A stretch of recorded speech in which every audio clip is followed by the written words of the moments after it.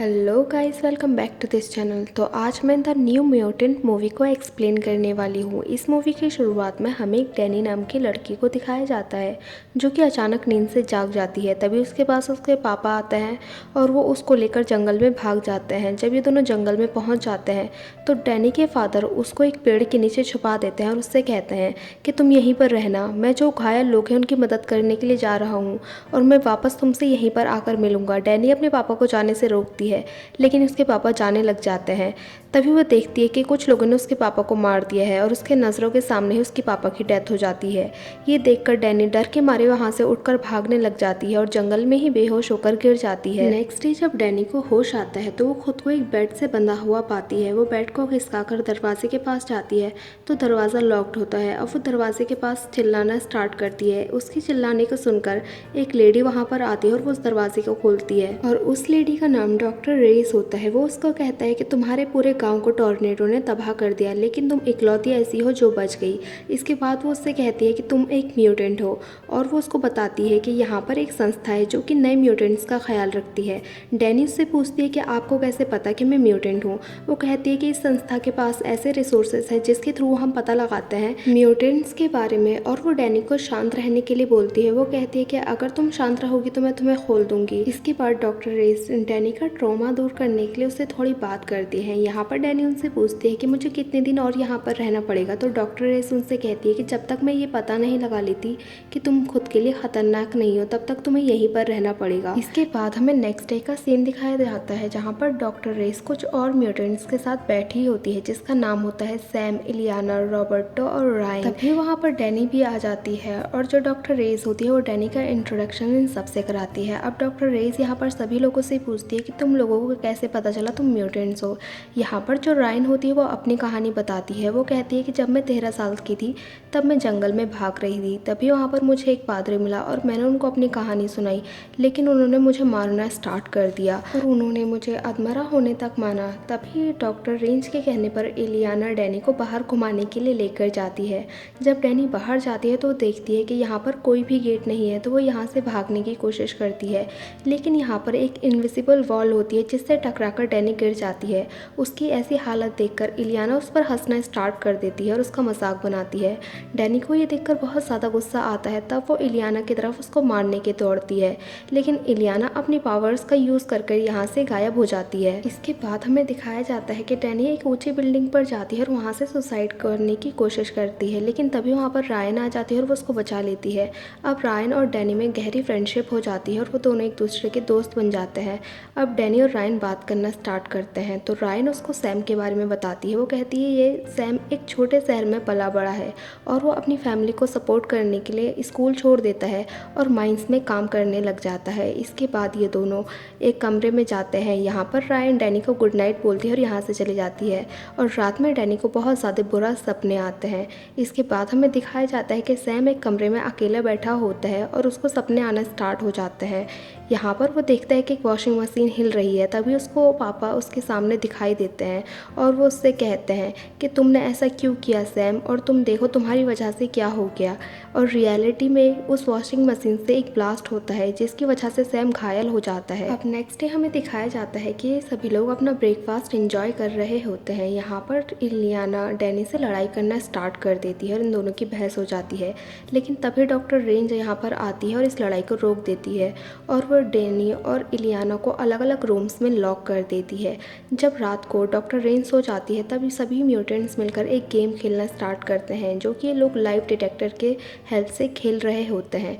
इसके बाद यहाँ पर जो इलियाना होती है वो डैनी से पूछती है कि तुम्हारे पास क्या पावर्स है लेकिन डैनी कहती है कि मुझे नहीं पता मेरे पास पावर कौन सी है। यहाँ पर इलियाना उससे पूछती है कि तुमने ये भालू का नेकलेस क्यों पहना हुआ है अपने गले में। तब डैनी उसको बताती है कि बचपन में मुझे अंधेरे से बहुत ज़्यादा डर लगता था तब मेरे पापा ने मुझे ये पहनाया था और वो कहते थे कि हम सबके अंदर एक भालू होता है और बचपन में वो भालू छोटा और वीक होता है क्योंकि हम भी छोटे होते हैं लेकिन जैसे जैसे हम बड़े होते जाते हैं वो हमारे डर की वजह से और हमारे ताकत की वजह से बड़ा और स्ट्रॉन्ग बन जाता है। अब next day Ileana doctor range को एक दवाई खिला देती है जिससे कि उनको नींद आ जाती है और इसके बाद ये सभी लोग पार्टी करना स्टार्ट करते हैं। ये सभी लोग इंजॉय कर रहे होते हैं। तभी जो रायन होती है वो डैनी को अपने साथ बाहर ले जाती है कुछ दिखाने के लिए और यहाँ पर जो सैम होता है वो रॉबर्टो के साथ बैठा होता है और वो अपनी लाइफ का इंसिडेंट उसको सुनाना स्टार्ट करता है। सैम कहता है कि मैं एक दिन माइल्स में काम कर रहा था अपने पापा और बाकी सभी लोगों के साथ, तभी मुझे अचानक से बहुत ज़्यादा डर लगना स्टार्ट हो जाता है और वो कहता है कि मैं ब्लास्ट हो जाता हूँ और जिसकी वजह से वहाँ पर काम करने वाले सभी लोग मर जाते हैं, उनके साथ साथ मेरे पापा भी मर जाते हैं और इस बात का मुझे बहुत ज़्यादा अफसोस है। तब सैम रॉबर्टो से कहता है कि तुम मुझे अपनी लाइफ का इंसिडेंट बताओ, लेकिन रॉबर्टो उसको कुछ भी नहीं बताता और यहाँ से उठकर बाहर चले जाता है।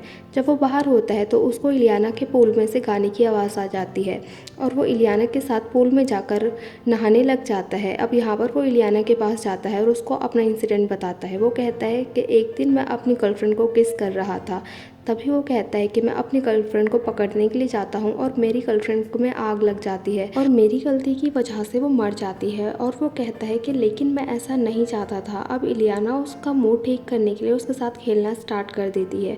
अब दूसरी साइड हमें रायन और डैनी को दिखाया जाता है। रायन डैनी को लेकर हॉस्पिटल के बाहर आ जाती है और ये दोनों यहाँ पर बहुत सारी बातें करने लग जाते हैं। अब ये दोनों बातों बातों में ही एक दूसरे को किस करने लग जाते हैं। इसके बाद हमें वापस से इलियाना और रॉबर्टो को दिखाया जाता है। यहाँ पर रॉबर्टो की डेड गर्लफ्रेंड की आत्मा उससे बदला लेने के लिए आती है। अब डॉक्टर रेंज की भी आंख खुल जाती है और वो देखती है कि रॉबर्टो पूरी तरह से जल रहा है और वो पूल के पास खड़ा है। अब रॉबर्टो डॉक्टर रेंज के पास आता है और उनको बताता है कि इलियाना मुझे मारने की कोशिश कर रही है, लेकिन डॉक्टर रेंज उससे कहते हैं कि इलियाना तो कब से अपने रूम में ही है। इसके बाद हमें नेक्स्ट डे का सीन दिखाया जाता है जहाँ पर डॉक्टर रेंज डैनी के ऊपर कुछ एक्सपेरिमेंट करती हैं ताकि वो उसकी पावर को जान सके। अब हमें यहाँ पर दिखाया जाता है कि डैनी को नींद आ जाती है और वो कुछ सपने देखना स्टार्ट करती है। इन सपनों में देखती है कि कहीं पर बच्चों के ऊपर अत्याचार किए जा रहे हैं और हमें दिखाया जाता है कि रायन वॉशरूम में नहा रही होती है, तभी एक प्रीस्ट की आत्मा उसके ऊपर हमला करती है और वो उसके गले पर एक सिंबल बना देती है, जिसकी वजह से रायन दर्द से चिल्लाने लग जाती है। और यहाँ पर जो इलियाना होता है वो डैनी को ही इस सब के लिए जिम्मेदार मानती है और वो अपनी पावर्स के साथ उस पर हमला कर देती है। जैसे ही वो उसका गला दबा ही रही होती है तभी उसको एक स्माइली फेस दिखता है, जिसकी वजह से डर की वजह से इलियाना उसको छोड़ देती है और नीचे गिर जाती है। अब जो डॉक्टर रेंज होती है वो इलियाना के गले पर एक नींद की दवा का इंजेक्शन लगा देती है जिससे कि उसको नींद आ जाए और ऐसा ही होता है। इसके बाद हमें दिखाया जाता है कि डॉक्टर रेस के पास एक मैसेज आता है जिसमें लिखा होता है कि डैनी को मार दो। इसके बाद हमें डैनी और रायन को दिखाया जाता है। डैनी रायन से कह रही होती है कि मैंने अपने सपने में देखा कि कुछ लोग कुछ बच्चों के ऊपर टॉर्चर कर रहे थे और वो बच्चे हमारी ही तरह म्यूटेंट्स थे। और वो उससे ये भी कहती है कि मुझे नहीं लगता कि ये कोई हॉस्पिटल है।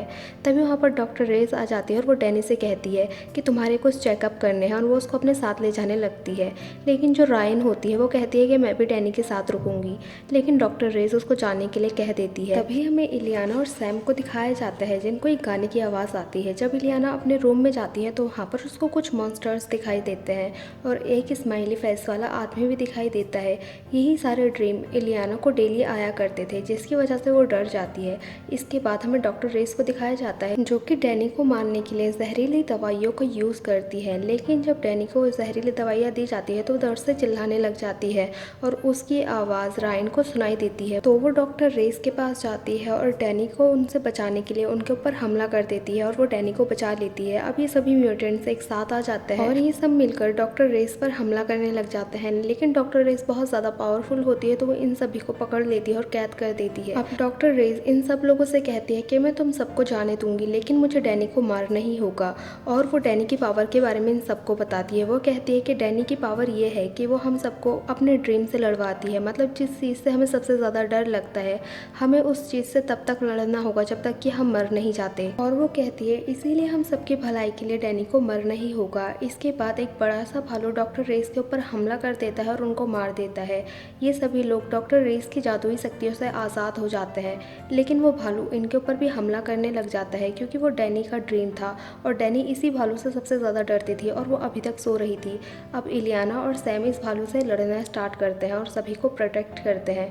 तब तक जो रायन होती है वो डैनी को उठाने की कोशिश करती है और उसके बहुत ज़्यादा कोशिश करने के बाद डैनी जाग जाती है और जागने के बाद डैनी अपनी पावर पर कंट्रोल कर लेती है और उस भालू को भी शांत कर देती है। अब वो अपनी पावर को अपने हिसाब से यूज़ कर सकती थी।